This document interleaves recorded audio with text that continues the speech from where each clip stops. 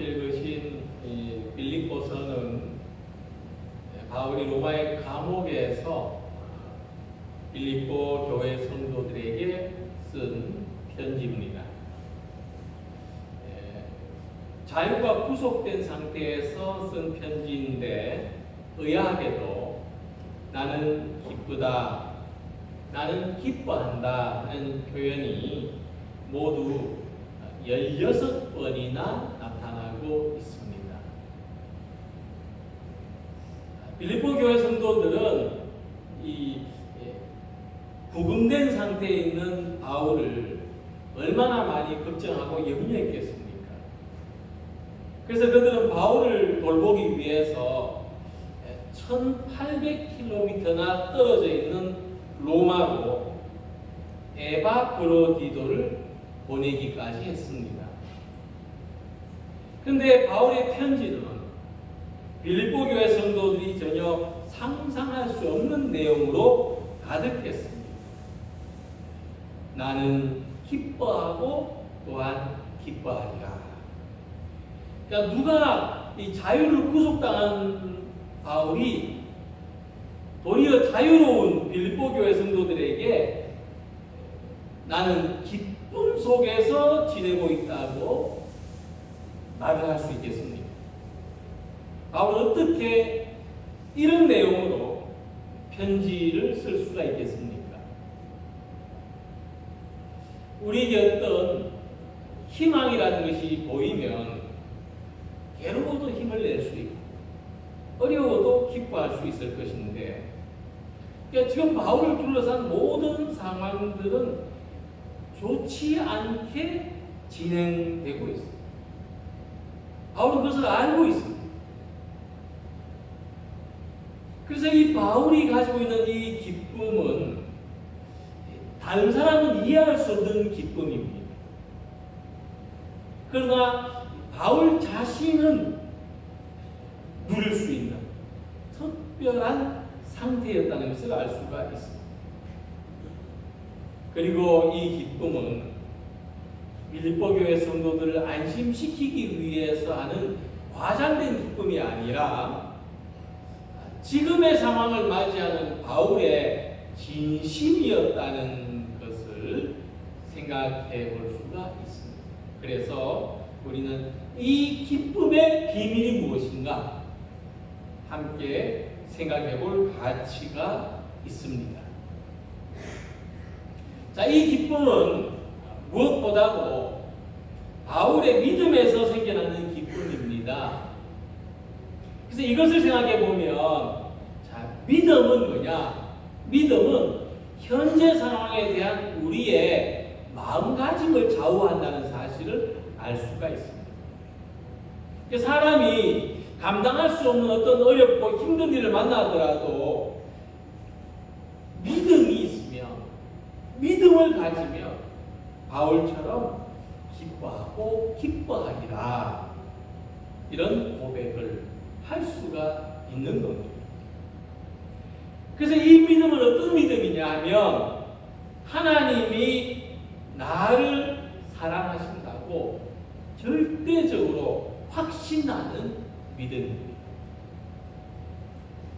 이런 바울의 모습과 같이 오늘 우리가 현재의 삶을 어떻게 받아들이는가는 우리가 어떤 믿음을 가지고 있느냐에 좌우됩니다. 우리가 하나님의 사랑을 신뢰하지 못한다면 이 삶의 모든 토대가 무너질 수밖에 없지만은 하나님의 사랑을 절대적으로 신뢰한다면, 믿고자 한다면 바울처럼 어떤 어려운 일을 당했어도 기뻐하고 기뻐하는 사람으로 살아갈 수가 있는 겁니다. 특히 우리는 본문을 통해서 이 바울이 옥에 갇혀 있어도 기뻐하고 기뻐하리라고 했던 이 말씀의 구체적인 이유 몇 가지를 함께 생각해 볼 수가 있습니다. 먼저 바울은 우리 모든 삶의 환경을 하나님이 주도하신다는 것을 믿었습니다.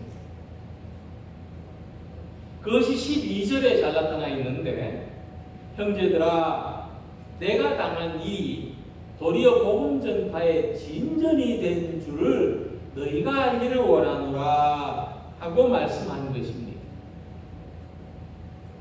자, 우리는 어떻게 생각합니까? 우리는 순탄한 환경이 좋은 결과에 도달하게 한다고 생각합니다.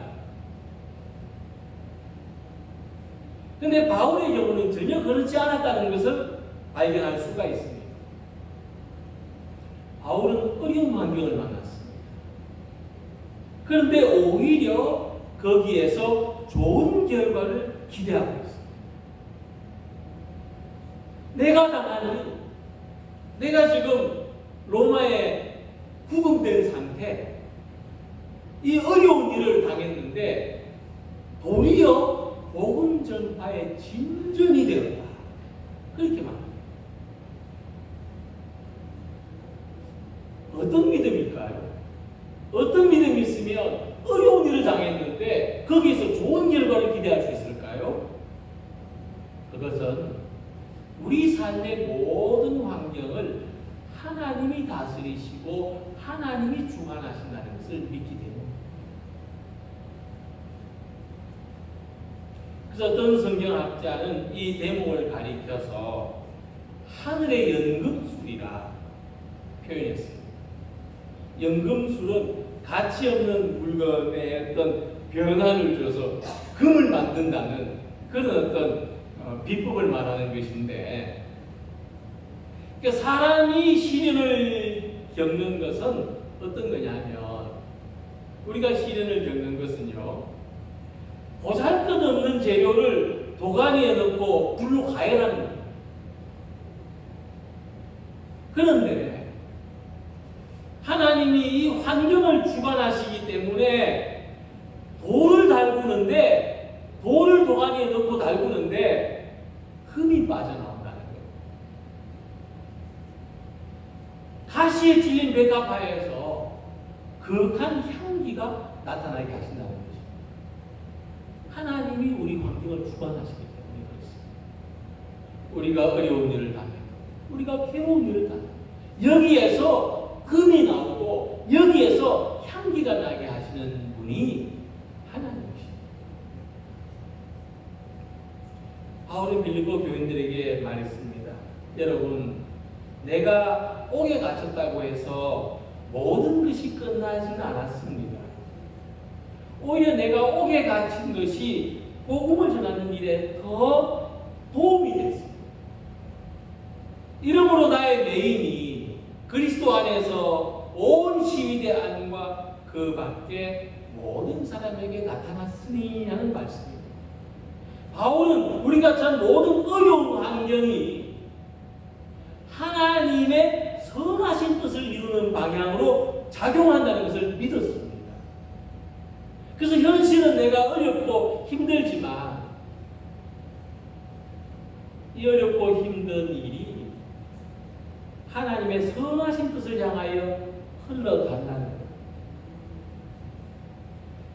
만약 내가 옥에 갇히지 않았더라면, 만약 내게 어려운 일이 생기지 않았더라면 어떤 방법으로 로마의 경비병들에게 예수님의 복음을 전할 수 있겠습니까?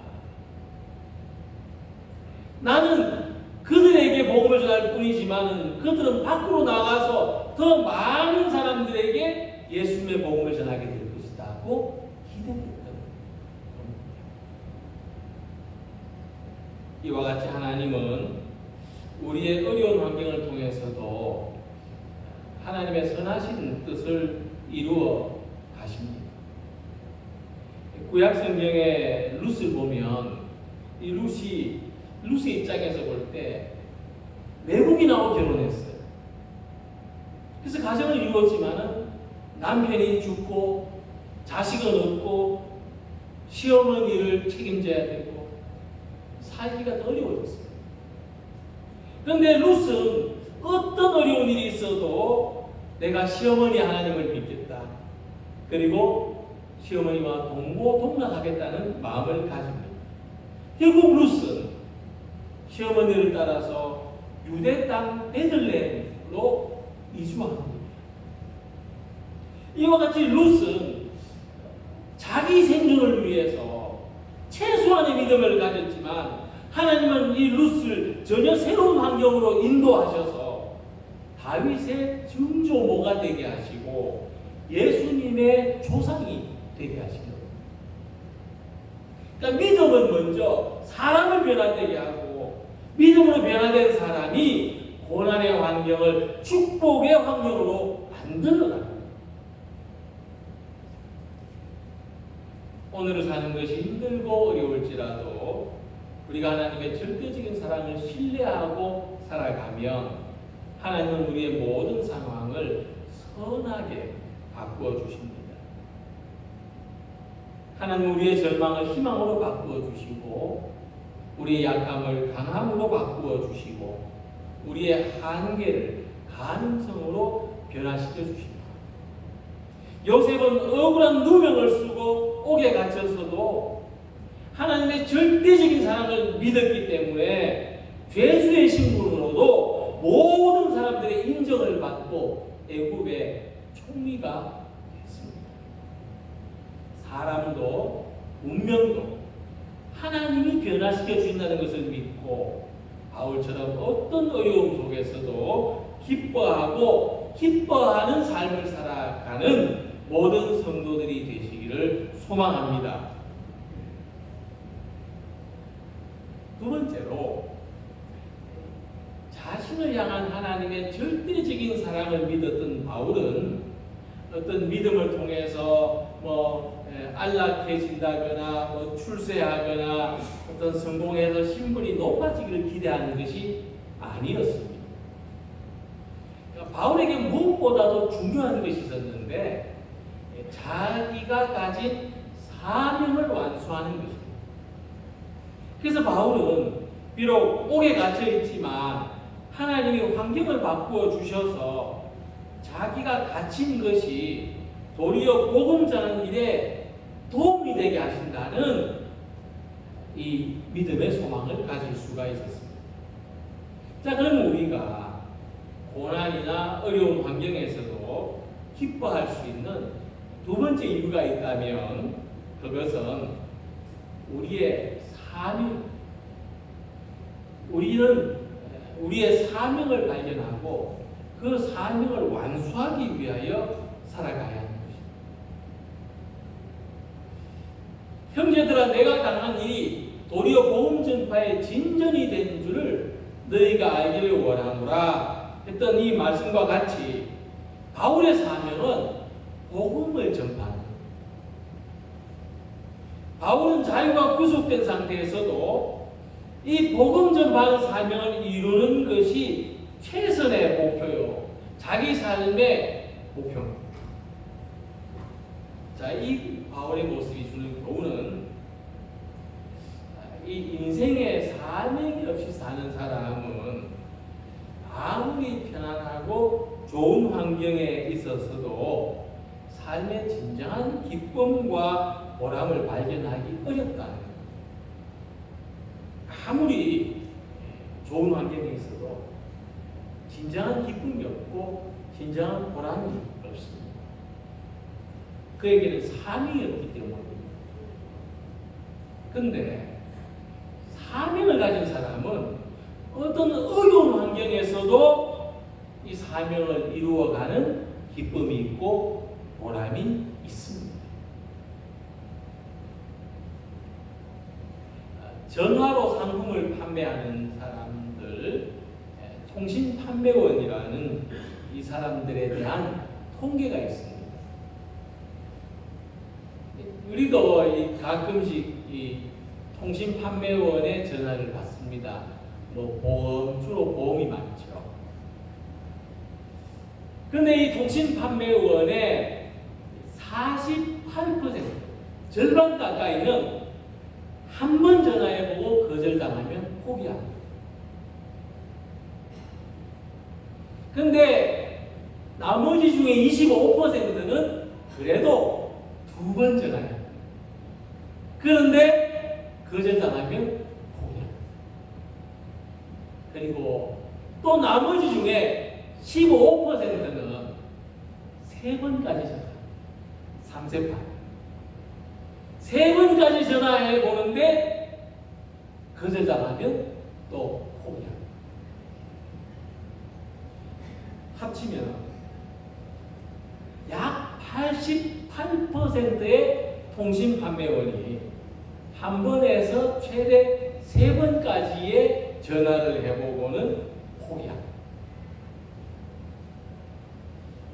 우리도 그렇잖아요. 우리도 거절하고 나면 또 한편으로는 이 사람들도 뭔가 이 직장 생활 해가지고 뭔가 수입이 있어야 되는데 참 먹고 살기 힘들겠다 이런 생각이 들죠. 근데 그 나머지 12%에게서 놀라운 일이 일어나는데 이 12%는 끈질기게 전화. 놀라운 것은요, 이 12%의 사람들이 전체 판매량의 80%의 성과를 이룬다. 이 결과를 보면은요, 결국에는요, 직업도 사명감을 가지고 하면은 기쁨과 보람이 돌아온다. 근데 바울은 옥에 갇혀서도 최대한 많은 사람들에게 복음을 전하려고 했습니다. 그것이 바울의 사명인데 바울은 자기 힘으로 이 사명을 이룬다고 생각하지 않았습니다. 이 사명을 이루게 해주시는 분이 하나님이십니다. 우리를 도우시는 분이 하나님이십니다. 우리와 함께 하시는 분이 하나님이십니다. 그래서 바울은 자기에게 불리한 조건들조차도 사명을 완수하는데 유리한 조건으로 하나님이 변화시켜 주신다는 것을 바라보았습니다. 그렇기 때문에 기뻐하고 기뻐할 수 있었습니다.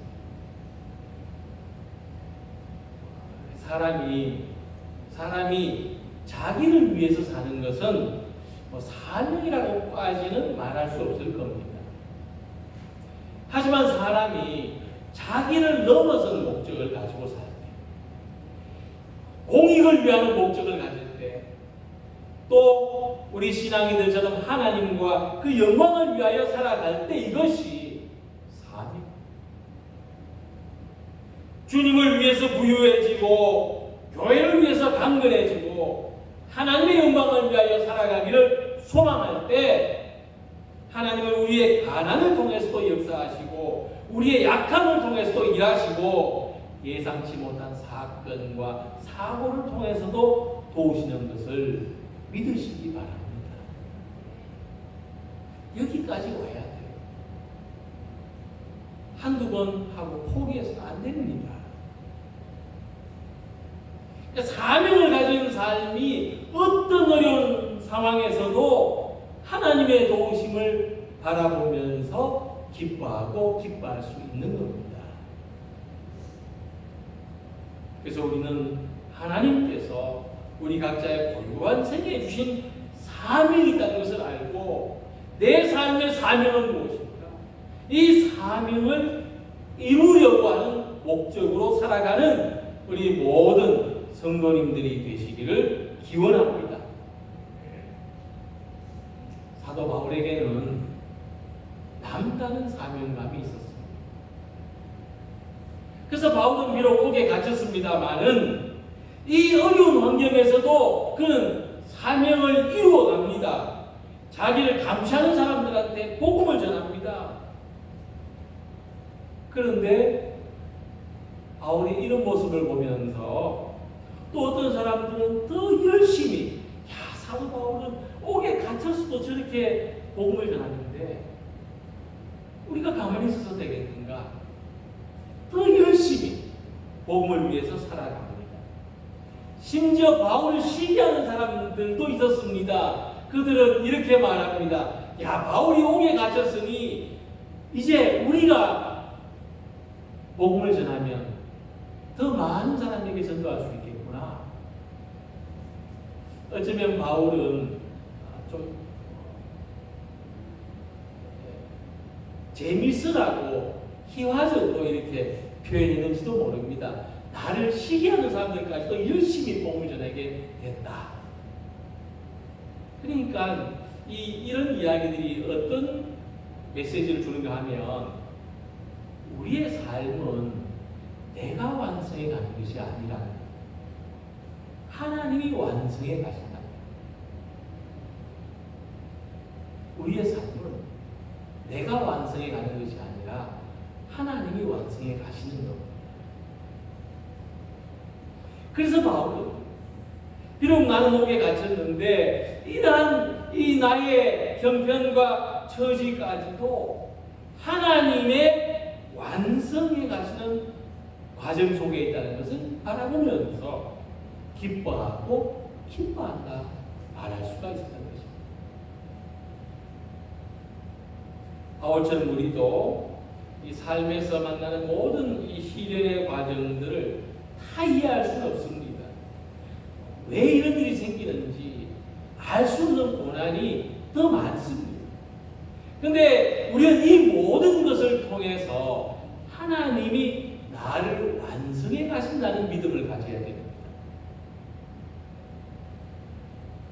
내가 겪는 고난과 갈등을 다 이해할 수 없지만 하나님이 지금 나라는 그릇을 더 크게 하시는 과정으로, 더 넓혀 가시는 과정으로 받아들이는 사람에게 복이 있습니다. 그때 우리는 바울과 같이 비록 고난 중에서도 기뻐하고 기뻐할 수가 있습니다. 특히 바울은 로마서 8장 28절에서 우리가 알거니와 하나님을 사랑하는 자 곧 그의 뜻대로 부르심을 입은 자들에게는 모든 것이 합력하여 선을 이루느니라고 했습니다. 요셉이 형제들의 질투를 받아서 노예로 팔려갑니다. 근데 요셉이 총리가 됐습니다. 그리고 다시 형제들을 만났습니다. 그 형들에게 어떻게 말합니까? 당신들은 나를 해하려 하였으나 하나님은 그것을 선으로 바꾸사 오늘과 같이 만민의 생명을 구원하게 하시려 하셨다. 요셉의 이야기는 우리 삶에 일어나는 대부분의 문제는 사람의 질투나 원망이나 다툼이나 사람의 어리석은 생각과 행동으로 만들어지는 결과지만 하나님은 이것까지도 선하게 바꾸어 놓으십니다. 그런데 아무나 그렇다는 것이 아니라 하나님을 사랑하는 자들에게 이런 결과가 이루어진다고 하는 것입니다. 이 선을 이루는이라는 말은 유익하게 한다, 완성한다는 뜻입니다. 그래서 시편 기자는 고난당하는 것이 내게 유익이라 이로 인하여 내가 주의 율례를 배우게 되었나이다 하고 고백했습니다. 선을 이루시는 하나님 앞에서는 우리의 실패가 유익이 될 수 있습니다. 우리의 고난도 유익한 결과로 바뀔 수 있습니다. 하나님께서 선을 이루신다는 것은 우리의 삶이 최종적으로 아름답게 되고 선하게 되고 보기 좋게 되고 영원한 구원을 의미합니다. 마치 우리가 실수로 하얀 도화지에 검은색 잉크를 몇 방울 떨어뜨렸습니다. 우리는 어떻게 합니까? 그러면 그 페이지를 쭉 찢어가지고 구겨서, 그런데 아주 뛰어난 화가의 손에 붙들리면은 그 떨어진 점들을 아름다운 그림으로 변화시킬 수 있다고 하는 것이죠.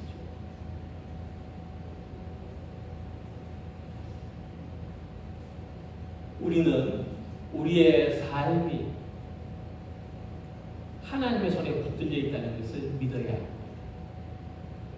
우리의 삶 속에 떨어진 이 검은색 잉크방울들도 하나님의 손에서 아름다운 그림으로 변화될 수 있다는 것을 믿으시기 바랍니다. 현대의 영성가 헨리 나우엔이 죽던 날에 마음에서 들려오는 사랑의 소리라는 그의 책이 출판됐습니다. 근데 그 책에 이런 문장이 있는데 마치 유언과도 같은 거죠.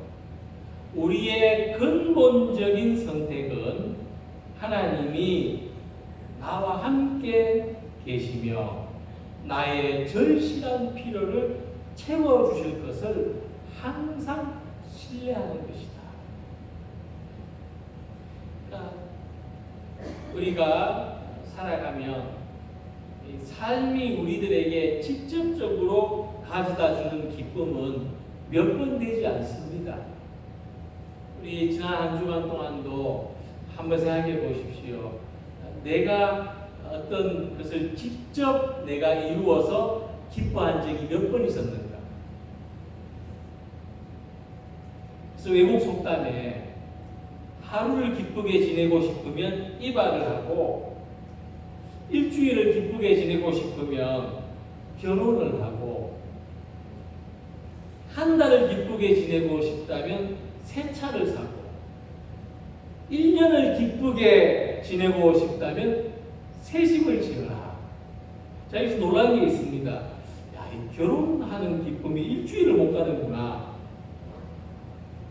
일주일 기쁘고 평생 힘드는 게 결혼이구나. 이런 새로운 발견을 하게 됐습니다. 네. 우리가 노력해서 완성하는 기쁨은 이렇게 한시적인 것에 불과하다. 그래서 우리의 삶을 계속 기쁘게 살아가도록 이어주는 게 뭐냐? 하나님에 대한 믿음입니다. 내 삶을 선하게 완성해 가시는 하나님을 믿는 겁니다. 그래서 우리가 이제 우리의 삶을 이 미완성과 같은 중간에 그리다가 망쳐버린 이 삶을 하나님이 아름답게 완성해 가신다는 확신을 가지고 살아가시기를 소망합니다. 이 하루하루가 있는 우리의 이 삶이 기쁨으로 변화될 수 있기를 소망합니다. 우리에게는 생존보다 더 귀한 사명이 있다는 것을 발견하기를 원합니다. 이 사명을 완수하게 하시고 모든 것이 합력하여 선을 이루게 하시는 하나님을 신뢰하여서 어떤 어려운 환경에서도 기뻐하고 기뻐하는 역설적인 기쁨으로 살아가는 모든 성도들이 되시기를 주님의 이름으로 기원합니다. 기도드리겠습니다.